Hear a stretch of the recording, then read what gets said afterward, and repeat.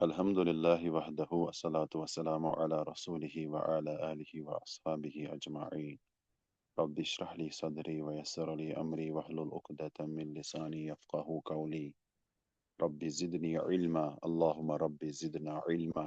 اللهم رحمتك أرجو فلا تكلني إلى نفسي طرفة عين وأصلح لي شأني كله، لا إله إلا أنت.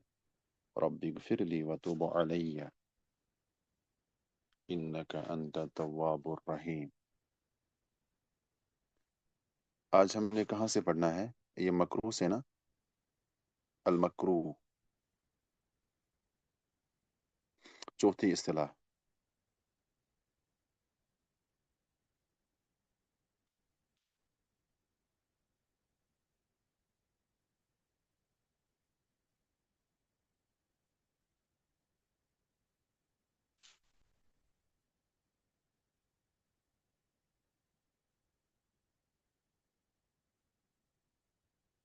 جی، تو آج ہم مکروہ سے پڑھیں گے. کل حرام تک ہم نے مکمل کیا تھا، اور حرام کو کن صیغوں سے پہچانا جا سکتا ہے تو وہ بھی ہم نے پڑھے تھے اللہ کے فضل و کرم سے.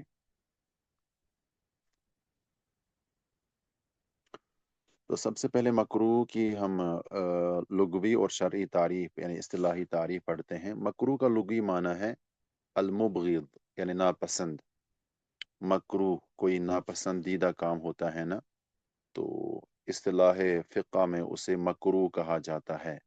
یعنی حرام تو نہیں ہوتا ہے، بس اس کو اسلام، اللہ اور اللہ کے رسول علیہ الصلاۃ والسلام اس کام کو ناپسند کرتے ہیں. اب جو اصطلاحی تعریف ہے وہ اصل مطلوب اور اصل مقصد ہے. اصطلاحی تعریف یہ ہے: ما نہا عنہ الشارع لا علی وجہ الالزام بالترک. یعنی حرام کی جیسی تعریف ہے، لیکن ایک فرق ہے حرام اور اس تعریف میں. حرام کی یہ بھی یہی تعریف تھی نا جو ہم نے کل پڑھائی تھی. ما نہا عنہ الشارع، اس میں بھی یہی تھا ما نہا عنہ الشارع، جس سے شارع منع کرے علیہ الصلوۃ والسلام. لیکن اس میں یہ تھا کہ علی وجہ الالزام بالترک، یعنی اس کے ترک کرنے پر لازمی حکم دے کہ یہ کام نہیں کرنا ہے. اب اس میں کیا ہے مکروہ میں؟ ما نہا عنہ الشارع، جسے شارع علیہ الصلوۃ والسلام منع کریں، لا علی وجہ الالزام بالترک، لیکن الزامی طور پر، لازمی طور پر اس کو چھوڑنے کا حکم نہ دے. اور یہی کام، یہی چیز اس کو حرام سے متمیز کر دیتی ہے، الگ کر دیتی ہے. اس میں لازماً حکم دیا جاتا ہے ترک کرنے کو، اور یہاں پر بھی ترک کرنے کا حکم دیا جاتا ہے لیکن لازمی طور پر نہیں. یہ ایک فرق ہے اس اور اس میں. کس کس کو سمجھ آ گیا یہاں تک؟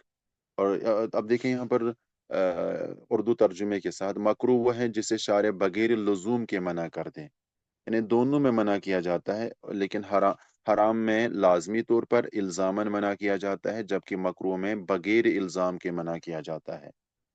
سمجھ رہے ہیں نا؟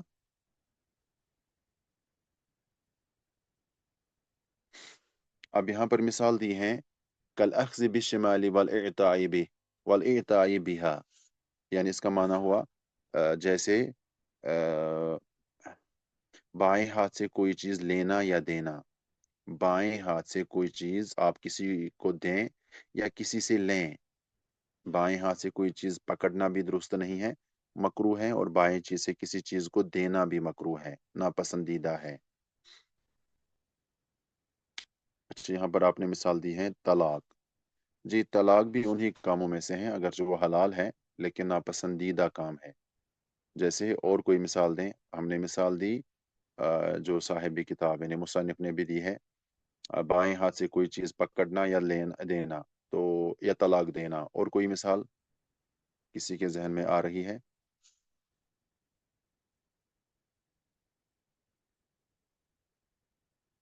لا یعنی باتیں کرنا، ان کا حکم دیکھنا پڑے گا کہ کیا وہ مکروہ ہیں یا حرام ہے. لا یعنی باتیں کرنا یہ مکروہ ہے یا حرام ہے، کیونکہ اللہ کے نبی علیہ الصلوۃ والسلام نے فرمایا ہے ابو داود کی حدیث میں: من حسن اسلام المرء ترکہ ما لا یعنی. آدمی کے اسلام کی خوبی یا اس کا حسن یہ ہے کہ وہ ان تمام چیزوں کو چھوڑ دیں جو لا یعنی ہوتے ہیں، یعنی فضول ہوتے ہیں. तो उस एतबार से आदमी का हुस्न इस्लाम के ताल्लुक से रखना तो मतलूब है। तो इमाम शुअबा बिन हज्जाज अल बुस्तामी जो हैं वो जो थे ना बहुत बड़े मुहद्दिस, वो तो उन लोगों से रिवायत हदीस भी नहीं लेते थे जो फजूल बातें करते थे या बातूनी होते थे, उनसे हदीस भी नहीं लेते थे। बहरहाल खाना पर फूंक मारना जी बिल्कुल ये मकरू है। प्याज या लहसुन खाकर मस्जिद जाना, जी माशाल्लाह ये मकरू है बिल्कुल। और कोई मिसाल दें, बाकी भी शिरकत करें जवाब देने में। मकरू और कौन सा काम होता है यानी जिसको इस्लाम ने हराम नहीं बल्कि नापसंद किया हो।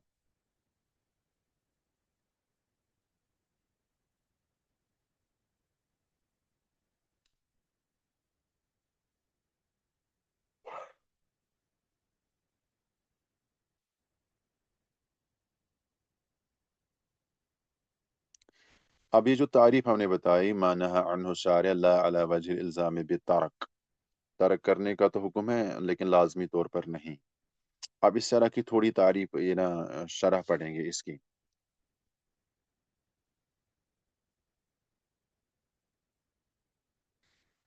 मानहा अन्हु शारिअ, अब किताब की तरफ देखिए। मानहा अन्हु शारिअ, कहने से वाजिब मंदूब और मबा खारिज हो गए, है ना। यानी जब हमने इस इस्तिलाही तारीफ में पहला जुमला बताया या पहली तरकीब बताई, मा नहा अन्हु शारिअ, जिसे शारिया ने मना किया, इससे कौन कौन सी चीज खारिज हो गई। वाजिब भी, मंदूबी और मबाह भी। कैसे? क्योंकि वाजिब में तो हुक्म दिया जाता है और यहाँ मना किया जा रहा है। वाजिब में तो लाजमी तौर पर हुक्म दिया जाता है किसी काम को करने का, यहाँ पर तो मना किया जा रहा, तो ये भी वाजिबी से निकल गया, मंदूबी निकल गया। कैसे? क्योंकि उसमें भी हुक्म दिया जाता है, अगरचे वो लाजमी इल्जामन हुक्म नहीं होता है लेकिन हुक्म तो होता है, लिहाजा वो भी खारिज हो गया। मबा में तो तखयीर होती है, यानी इख्तियार होता है कि आप उस काम को करें या ना करें, तो वो भी खारिज हो गया क्योंकि यहाँ इसमें मना किया जा रहा है। तो मानहा अन्हु शारिअ कहने से ये तीनों चीजें खारिज हो गई। और इसके बाद जो है ला अला वजहिल इल्जाम बितरक, यानी जब हमने ये कहा कि इल्जामी तौर पर उसको तर्क करने का हुक्म नहीं दिया जाता है, तो इससे क्या खारिज हुआ।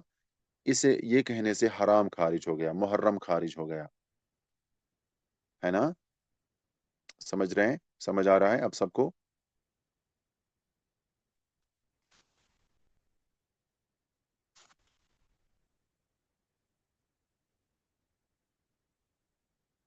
अब देखिए मकरू का हुक्म क्या है। बिल्कुल मकरू का हुक्म वही है जो, मकरू का हुक्म उसके अपोजिट है। किसके अपोजिट? मंदूब के अपोजिट है। जैसे हमने कहा ना, हराम वाजिब का अपोजिट हराम बनता है हुक्म में, उसी तरह मंदूब या मुस्तहब का हुक्म जो है उसका अपोजिट हुक्म मकरू का रहता है। उसूल फिका में, उसूल फिका में मकरू का हुक्म, एक मिनट।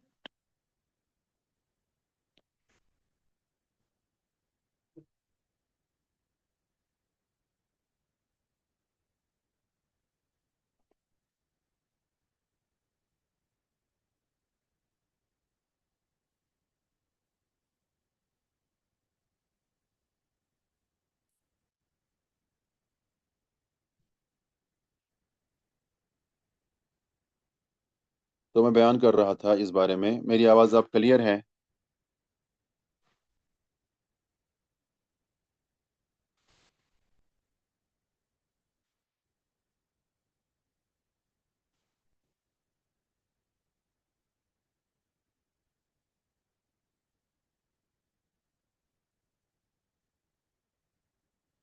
मैं ये बयान कर रहा था कि जो हमने मुस्तहब का हुक्म पढ़ा है कि उसका करने वाला सवाब का मुस्तहिक है और उसको छोड़ने वाला इकाब यानी अजाब का मुस्तहिक नहीं होता है।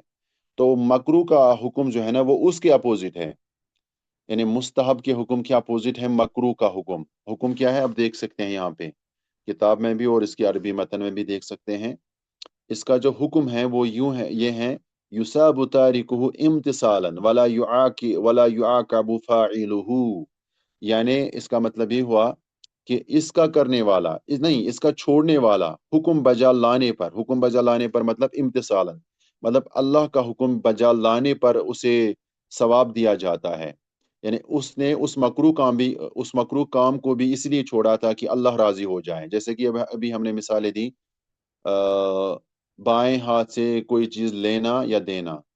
اب ہم یہ کام بھی چھوڑ دیں گے صرف اللہ کو راضی کرنے کے لیے، رسول اللہ صلی اللہ علیہ وسلم کی سنت کو اپنانے کے لیے، تو اس پر ہمیں ثواب دیا جائے گا. یا ہم نے ابھی کہا کون سی دوسری مثال دی ہے یہاں پہ؟ ہم نے مثال دی ہے جیسے طلاق دینا، بلا وجہ طلاق دینا تو حرام ہے. کھانے پر پھونک مارنا، تو ہم اس کام کو بھی جب اللہ کے لیے چھوڑ دیں گے تو اس پر بھی ہمیں ثواب دیا جائے گا. اور اگر اب کوئی پھونک نہ مارے کھانے پر، اس لیے پھونک نہ مارے تاکہ کھانا خراب ہو جائے، پھر یہ صحت کے لیے اچھی نہیں ہوگی، کوئی بندہ تو اس لیے بھی پھونک نہیں مارے گا، تو اسے کوئی ثواب نہیں دیا جائے گا، کیونکہ انما الاعمال بالنیات کے تحت اسے اپنی نیت کے مطابق اجر و ثواب دیا جائے گا. تو یہاں پر ہم نے اس کے حکم میں پڑھا نا کہ اس کا چھوڑنے والا، یعنی مکروہ کو چھوڑنے والا حکم بجا لانے پر ثواب دیا جاتا ہے. یہ جو حکم بجا لانے پر، یعنی امتثالاً اللہ کی اطاعت کرتے ہوئے اور رسول اللہ صلی اللہ علیہ وسلم کی سنت کو اپناتے ہوئے اسے اس بات پر ثواب دیا جائے گا. ٹھیک ہے. اور ولا يعاقب تارکہ، اور اس کے برعکس اس کو کرنے والا سزا نہیں دیا جاتا. بالکل یہ مستحب کا اپوزٹ حکم ہے نا. وہاں پر تو یہ ہے کہ اس کا کرنے والا حکم بجا لانے پر، امتثالاً اللہ کا حکم بجا لانے پر ثواب اسے دیا جائے گا جو اس کو کرے گا، اور جو اس کو چھوڑے گا اسے عذاب نہیں دیا جائے گا، اسے کوئی سزا نہیں دی جائے گی. بالکل اس کا اپوزٹ ہے کہ یہ مکروہ کا، کہ مکروہ کو چھوڑنے والا ثواب دیا جاتا ہے جب وہ اس نیت سے ان کو چھوڑ دے گا تاکہ اللہ راضی ہو جائے، اور اگر کوئی کرے بھی کبھی تو اسے عذاب نہیں دیا جائے گا. لیکن اس پر جو ہے نا اصرار کرنا، مکروہ کاموں پر اصرار کرنا بھی کوئی مناسب بات نہیں ہے. جیسے کہ یہی ہم نے یہاں پر مثالیں بتائیں، بائیں ہاتھ سے لینا یا دینا، یا یہاں پر ہماری عزیز ذات نے کوئی دوسری مثالیں بھی دی ہیں، پانی ضائع کرنا، بالکل یہ بھی اسی میں آئے گا. یا تاکہ ٹیک لگا کر کھانا، جی بالکل. تو ان کاموں پر اصرار کرنا، یعنی بار بار یہی کام کرنا، پھر وہ بندہ گنہگار ہو جائے گا. ایک بار دو بار، ایک آدھ بار ہو جائے تو کوئی مسئلہ نہیں، لیکن ان کو بار بار کرتے رہنا تو گویا کہ وہ شخص جو ہے نا اللہ کو ناراضی کر رہا ہے. تو پھر ایسے یعنی مکروہ کاموں پر بھی اصرار کرنا یہ کبھی کبھی حرام کے درجے میں آئے گا. اس لیے علماء نے نا اس کی دو قسمیں کی ہیں، ایک ہے مکروہ تحریمی اور دوسرا ہے مکروہ تنزیہی. وہ اسی لیے ان کی دو قسمیں بنا دی گئی ہیں تاکہ ان کا حکم اچھی طرح سمجھا جا سکے. مکروہ تحریمی اور مکروہ تنزیہی. مکروہ تحریمی اس مکروہ کو کہتے ہیں جو حرام کے قریب ہو یا حرام جیسا ہوتا ہے، یعنی تحریم ہوتا ہے نا اس میں بھی، یعنی ایسا مکروہ جو حرام ہوتا ہے. اور تنزیہی وہ جسے شریعت نے ایسے ہی منع کیا ہے. اگر کوئی کام جس کو فقہا مکروہ تحریمی قرار دے تو وہ حرام ہی ہوتا ہے، حرام کے برابر ہوتا ہے، یعنی ہوتا ہے وہ مکروہ لیکن حرام کے برابر. اور تنزیہی جس سے بس شریعت نے روکا ہو تو وہ اس پر عذاب نہیں دیا جائے گا. اب یہاں پر سموکنگ کے بارے میں پوچھ رہے ہیں، نہیں سموکنگ تو حرام ہے، وہ کوئی مکروہ نہیں ہے. سموکنگ کرنا علماء کے نزدیک حرام ہے، کیونکہ وہ خودکشی کے مترادف ہے نا، اس سے بندہ آہستہ آہستہ ہلاک ہو جاتا ہے.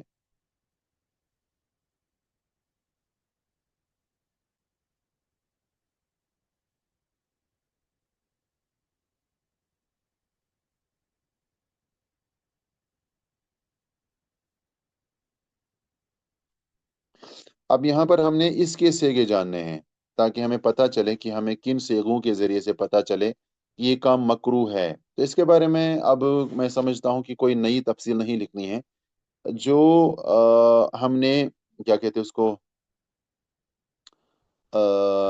مستحب کے سیگے بتائے، مستحب جاننے کے مخصوص الفاظ یا سیگے بتائے، بالکل اس کے اپوزٹ جو الفاظ ہوں گے وہ مکروہ کے الفاظ ہوتے ہیں.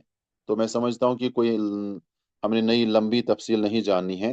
ہاں اس میں آپ ایک بات یہ بھی، یعنی آپ کو اسی کے مطابق سمجھے. جیسے میں آپ کو مثال دوں، مستحب کے سیگوں کو جاننے کے لیے ہم نے پہلا سیگا یہ پڑھا تھا کہ جہاں پر واجب کا انکار کیا جائے، اگر اللہ اور اللہ کے رسول علیہ الصلوۃ والسلام کے ذریعے سے قرآن و حدیث میں کسی کام کے وجوب کا انکار کیا جائے کہ یہ کام واجب نہیں، किसी भी हुक्म से। तो अगर वाजिब नहीं तो जाहिर सी बात है वो फिर मुस्तहब ही रहेगी। बिल्कुल उसी के मुताबिक आप यूं निकाल सकते हैं। इस पर आपने ना थोड़ा, ये मैं आपको आप कह सकते हैं होमवर्क भी दूंगा जो आप मुझे करेंगे भी। जैसे किसी काम को अल्लाह और अल्लाह के रसूल अलैहिस्सलातु वस्सलाम ने हराम करार दिया, और हराम के सेगे हमने कल पढ़ाए थे। अब जिस काम को इस्लाम ने, अल्लाह और अल्लाह के रसूल सल्लल्लाहु अलैहि वसल्लम ने हराम नहीं करार दिया, उसकी हुर्मत से इनकार कर दिया। अब अगर हुर्मत से इनकार किया गया है तो इसका मतलब ये है कि अब हराम तो नहीं रही, लेकिन कराहत बाकी रहती है। कराहत मतलब वो मकरूह बाकी, उसका मकरूह होना बाकी रहता है। इस तरह आप निकाल सकते हैं। या इस तरह आप निकाल सकते हैं कि उनमें कोई ताकीदी हुक्म नहीं दिया गया होता है। समझ रहे हैं ना? यानी वो मकरू कामों पर आप इनको निकाल सकते हैं। जैसे जैसे हमने मुस्तहब के सेगों में दूसरा सेगा क्या पढ़ा था, क्या लिखवाया था, क्या बताया था मुस्तहब के सेगों को जानने के लिए? हमने उसमें बताया था, याद है किसी को या भूल चुके हैं?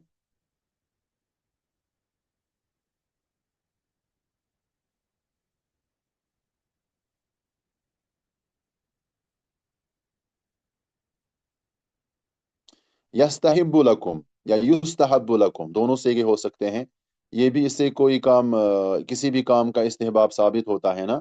ऐसे ही अल्लाह के रसूल सल्लल्लाहु अलैहि वसल्लम, या पहले अल्लाह अल्लाह रब्बुल आलमीन और उनके बाद अल्लाह के रसूल अलैहि सल्लल्लाहु अलैहि वसल्लम किसी काम के बारे में कराहत बयान करें, सिर्फ कराहत, हुर्मत नहीं, कराहत बयान करें, तो इसका मतलब ये हुआ कि वो काम हराम तो नहीं लेकिन कराहत मौजूद है। ठीक है। मिसाल के तौर, मुझे फट से हदीस याद आ गई, अल्लाह मदद करता है दरस के दौरान, वरना ये हदीस मेरे जहन में बिल्कुल भी नहीं थी, एक सेकंड पहले भी नहीं थी। रसूलुल्लाह सल्लल्लाहु अलैहि वसल्लम किसी जगह पर जो है ना पेशाब कर रहे थे। तो वहां से कोई बंदा गुजरा, कोई आदमी गुजरा, तो उसने सलाम किया, अस्सलामु अलैकुम या रसूल अल्लाह सल्लल्लाहु अलैहि वसल्लम। तो आप सल्लल्लाहु अलैहि वसल्लम ने कोई जवाब उसे नहीं दिया। ठीक है। तो जब जवाब नहीं दिया, जाहिर सी बात है उस बंदे के दिल पर न जाने उसने क्या समझ लिया होगा कि मेरे सलाम का जवाब क्यों नहीं दिया।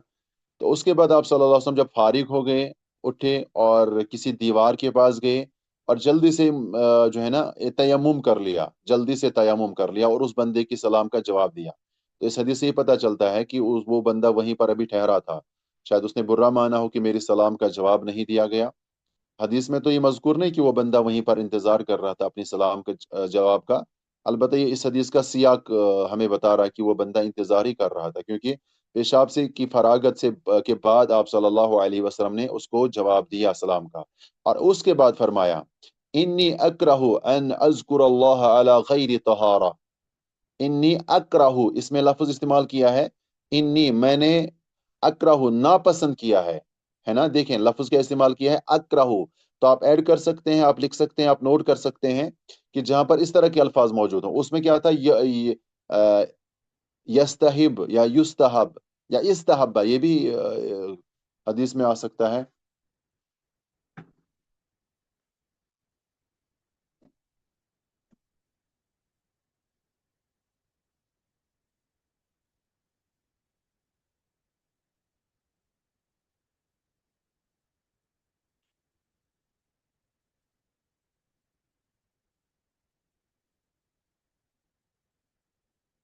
जबकि जो काम मकरू हो तो वहां पर शारे अलैहिस्सलातु वस्सलाम ने इसके अपोजिट अल्फाज बयान किए हों। जैसे इस हदीस में फरमाया, इन्नी अकरहु, मैंने नापसंद किया, अन अज़कुर अल्लाह, कि मैं अल्लाह का जिक्र करूं, अला गैर तहारा, गैर तहारा मतलब इसका तर्जुमा क्या करेंगे, गैर तहारा यानी बगैर तहारत के। हाँ जी। यानी मैंने नापसंद किया कि मैं इस बंदे की सलाम सलाम का जवाब दूं इस हाल में कि मुझे वजू या तयम्मुम ना हो, मैं भी पाक, इन्हें मैं हदस से असगर से भी पाक होना चाहता हूं, तो इसलिए मैंने सलाम का जवाब उस वक्त नहीं दिया था। तो ये हदीस साबित करता है, ये हदीस इस बात पर दलालत कना है कि बगैर तहारत के अल्लाह का जिक्र करना सिर्फ मकरू है, ना कि हराम है ना।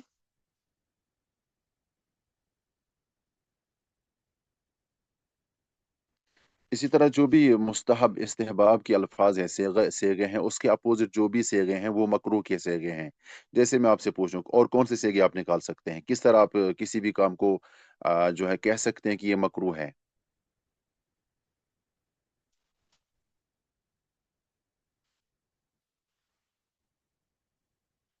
नंबर एक, जो मैंने बताया कि जहां पर किसी भी काम की हुर्मत का इनकार किया गया हो, तो जाहिर सी बात है अगर हुर्मत नहीं है तो मकरूह है। नंबर दो, हमने कहा कि अगर ये हो अकरहु युकरहु यकरहु, इस तरह के अल्फाज, अकरह, करिहा यकरहु, और फिर उसका बनेगा यकरहु युकरहु अकरहु, यानी मैं नापसंद करता हूँ, कराहत करता महसूस करता हूँ। तो ये काम भी मकरूह होती हैं। और कौन सा, किस सेगे के बारे में आप कह सकते हैं, या किन लफ्जों के बारे में, या किन जो है ना सियाक व सबा को देखकर किसी भी आयत या किसी भी हदीस का, जिसकी वजह से आप कह सकते हैं कि ये काम मकरूह है।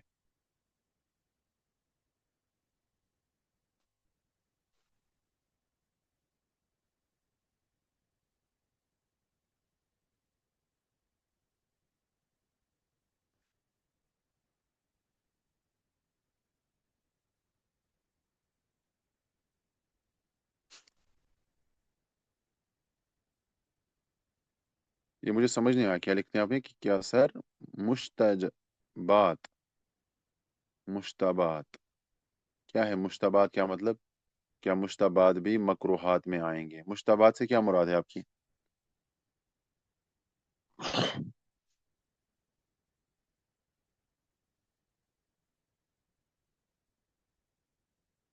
अच्छा, मुश्तबह, जी, मुश्तबह, मुश्तहबात, मुश्तहबात कह सकते हैं उसको। नहीं, मुश्तहबात की अपनी तफसील है। मुश्तहबात, मुश्तहबात में से बाज हुर्मत पर दलालत करते हैं और बाज कराहत पर दलालत करते हैं। उनकी तफसील चाहिए कि कौन सी मुश्तबह चीज़ के बारे में आप पूछ रहे हैं। बाज मुश्तहबात हुर्मत के दर्जे में आते हैं और बाज कराहत के दर्जे में आते हैं। तो यहाँ पर मैं ये पूछ रहा हूँ कि हमें कैसे पता चले कि ये काम मकरूह है, और कौन सा सेगा? कुछ सेगे तो हमने बताए, और कौन सा सेगा है?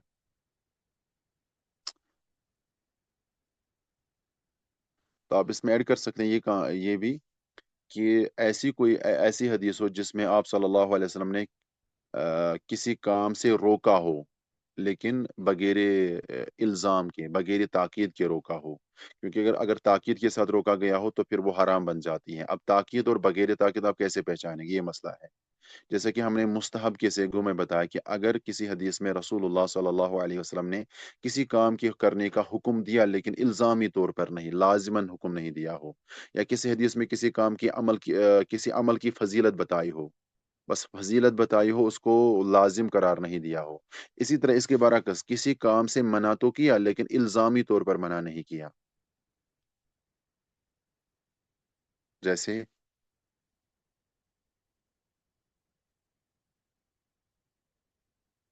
अभी जो हमने मिसाल दी, यहाँ पर हमारी अजीज़ा ने मिसाल दी कि जो लहसन या प्याज या कुर्रास खाकर मस्जिद, जो बंदा लहसन खाता है या प्याज खाता है उसे चाहिए कि हमारी मस्जिदों के करीब भी ना आए। अब देखिए इसमें आप सल्लल्लाहु अलैहि वसल्लम ने ना रोका है कि वो यहाँ पर ना आए।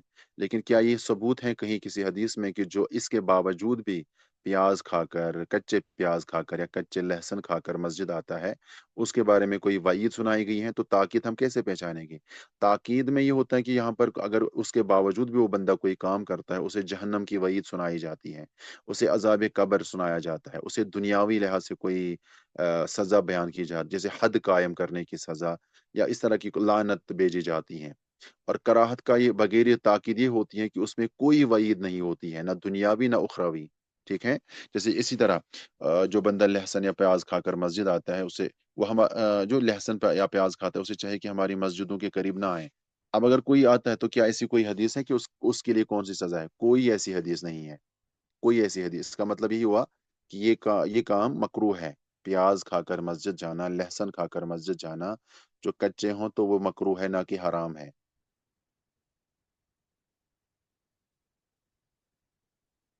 ये क्या, कौन सा बताया है?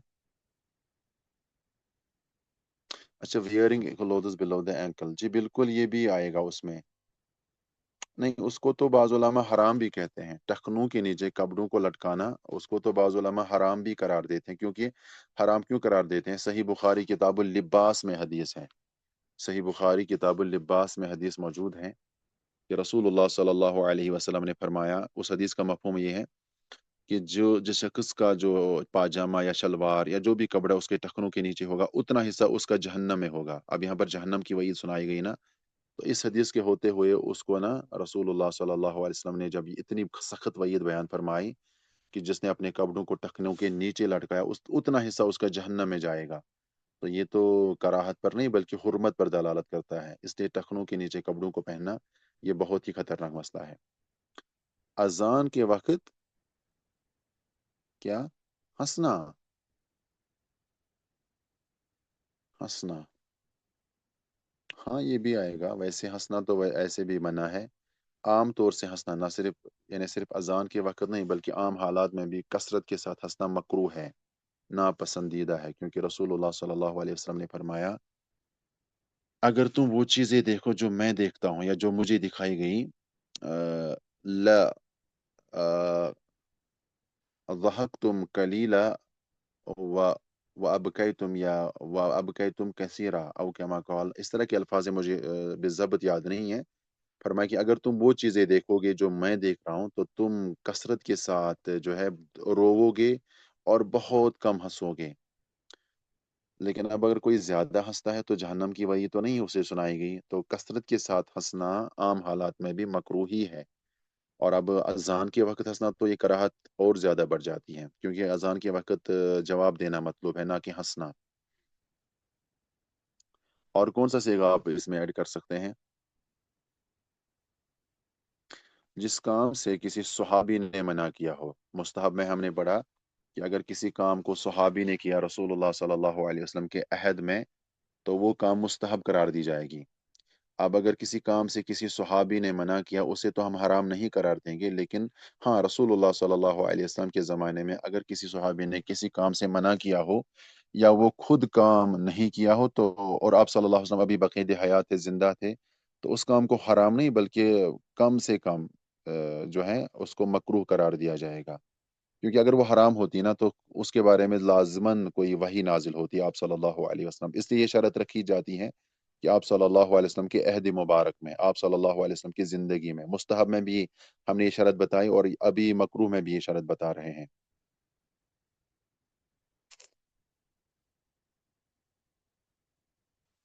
तो मैं उम्मीद करता हूँ कि आप अच्छी तरह समझ गए होंगे। और आज के लिए मैं समझता हूँ काफ़ी है इतना दर्स। कल हम बहमबा तो काफ़ी आसान है। अच्छा, यहाँ पर अब गज़ा, यहाँ पर एक दूसरा सिगा लिखा है, अब गज़ा भी है, यानी ये हमारी अजीज़ा ने लिखा है कि अब गज़ा लफ्ज़ भी इस्तेमाल इस बारे में इस्तेमाल होता है। जैसे इन्ना अब गज़ल हलाल इलल्लाहि अत्तलाक, ये तो पहले ही बताया गया था कि अल्लाह के नज़दीक सबसे मबगूज़ तरीन चीज़ हलाल कामों में से है। हलाल कामों में से जो काम मबगूज़ है, नापसंदीदा है, वो तलाक देना है। जी बिल्कुल, अब गज़ा भी आप ऐड कर सकते हैं इस पर, जैसे अकरहा यकरहु के बारे में हमने बताया। सिटिंग लाइक अ डॉग, कहाँ पे? नमाज के दौरान।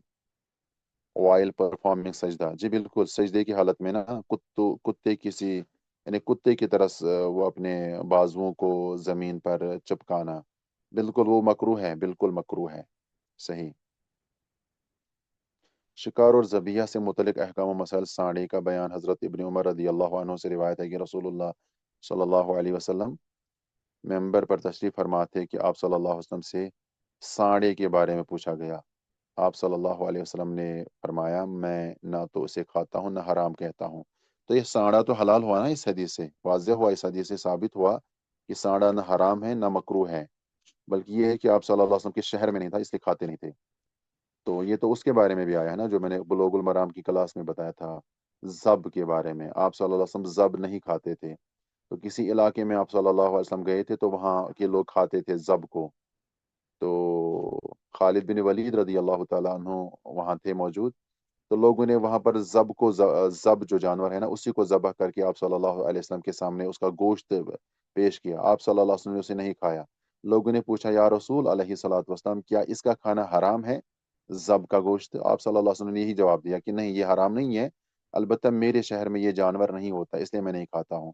तो खालिद बिन वलीद ने उस प्लेट को अपनी तरफ किया और उस ज़ब का सारा गोश्त खा लिया। और खालिद रदी अल्लाह अन्हु कहते हैं कि जब मैं खा रहा था उस गोश्त को तो आप सल्लल्लाहु अलैहि वसल्लम मेरे मुंह को घूर घूर कर देख रहे थे कि ये कैसे खा रहे हैं।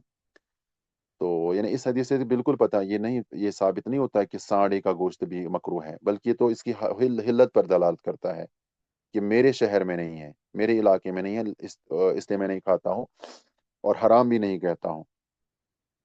تو مطلق طور سے آپ صلی اللہ علیہ وسلم کا اس کو نہ کھانا اس کی کراہت پر دلالت نہیں کرتا ہے۔ ہم بھی یہاں پر جیسے کشمیر ہمارے یہاں پہ کشمیر میں مثال کے طور پر کوئی جانور نہیں ہوتا ہے، اونٹ یہاں پر نہیں ہوتا ہے، تو لوگ اس کا گوشت ناپسند کرتے ہیں، یعنی حرام یا ناپسند مکروہ تو نہیں قرار دیں گے، لیکن یہ ہے کہ وہ کھاتے نہیں ہیں۔ کیوں؟ کیونکہ اونٹ یہاں کا جانور نہیں ہے۔ ویسے مجھے نہیں پتا کہ ہمارے انڈیا پاکستان کے ہمارے عزیز طلبہ طالبات کھاتے یا نہیں کھاتے ہیں اونٹ کا گوشت، لیکن یہاں پر اونٹ کا گوشت جو ہے نا ناپسند کیا جاتا ہے۔ ناپسند سمجھ رہے ہیں نا، مکروہ نہیں، حرام نہیں، وہ یعنی شوق کے ساتھ نہیں کھایا۔ بیت الخلاء میں گفتگو کرنا بالکل وہ حرام، یہ مکروہ ہے۔ بیت الخلاء میں جو ہے یہ کرنا، گفتگو کرنا، باتیں کرتے رہنا، یہ مکروہ ہے۔ ہاں یہ حدیث تھی، بالکل یہ حدیث میں نے بتانا چاہی، لیکن مجھے اس کے الفاظ بالضبط یاد نہیں تھے۔ لو تعلمون ما اعلم لضحكتم قليلا ولا بكيتم كثيرا، اگر تم وہ جانو جو میں جانتا ہوں تو تم بہت کم ہنسو گے اور بہت زیادہ روتے رہو گے اللہ کے حضور۔ يريدون أن يطفئوا نور الله بأفواههم ويأبى الله إلا أن يتم نوره ولو كره الكافرون، سورہ توبہ کی آیت ہے۔ تو اس سے کیا ثابت ہوتا ہے کہ یہ مشرکین یا کافر لوگ چاہتے ہیں کہ اللہ کے نور کو بجھائیں جب اپنے منہوں سے، اور اللہ نے اس بات کا انکار کیا ہے، وہ اپنے نور کو مکمل کر کے ہی رہے گا اگرچہ کافر لوگ اس کو ناپسند کریں۔ ہاں کریہا سے یہ ثابت ہوتا ہے کہ کریہا یہ اسی چیز ثابت ہوتی ہے کہ یہاں پر کریہا ہے، لیکن اس سے تو کوئی مسئلہ ثابت نہیں ہوا نا ہمارے اس درس کا۔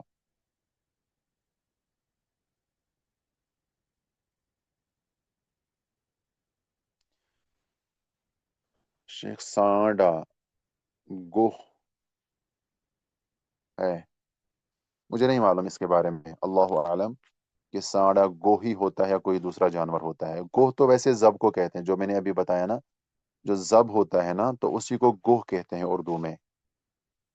عربی میں تو زب کہتے ہیں اور اردو میں اس کو گوہ کہتے ہیں۔ اب اسے سانڈا بھی کہتے ہیں یا نہیں، میں نہیں جانتا ہوں، اللہ عالم، شاید سانڈا ہی۔ ہاں ابن ماجہ کے، جی ماشاء اللہ، علامہ وحید الزمان جو تھے نا، اللہ ان کو اپنی رحمتوں میں جگہ دے، جنت الفردوس میں ان کا حشر جو ہے انبیاء صالحین کے ساتھ کریں۔ انہوں نے ابن ماجہ کا ترجمہ جب لکھا تھا نا، تو میں نے کافی سال پہلے پڑھا تھا کہ انہوں نے زب کا ترجمہ سانڈا کیا تھا۔ جی بالکل بالکل، علامہ وحید الزمان جیسے قابل ترین مترجم نے ابن ماجہ کی ترجمہ، ابن ماجہ انہوں نے کتب ستہ کا ترجمہ کیا نا، علامہ وحید الزمان حیدرآبادی، بلکہ کہ نہ صرف کتب ستہ کا، انہوں نے تو موطا امام مالک کا بھی ترجمہ کر کے رکھا ہوا ہے، وحید الزمان حیدرآبادی رحمہ اللہ نے۔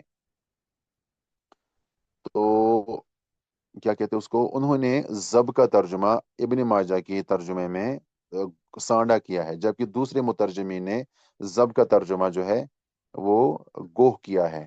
تو اسے لگتا ہے یہی ثابت ہوتا ہے کہ یہ گوہ اور سانڈا ایک ہی جانور ہے۔ جی بالکل، تو یہی ثابت ہوتا ہے نا کہ یہ گوہ حرام نہیں ہے، نہ مکروہ ہے۔ رسول اللہ صلی اللہ علیہ وسلم کے سامنے خالد بن ولید نے اس کو کھایا تھا،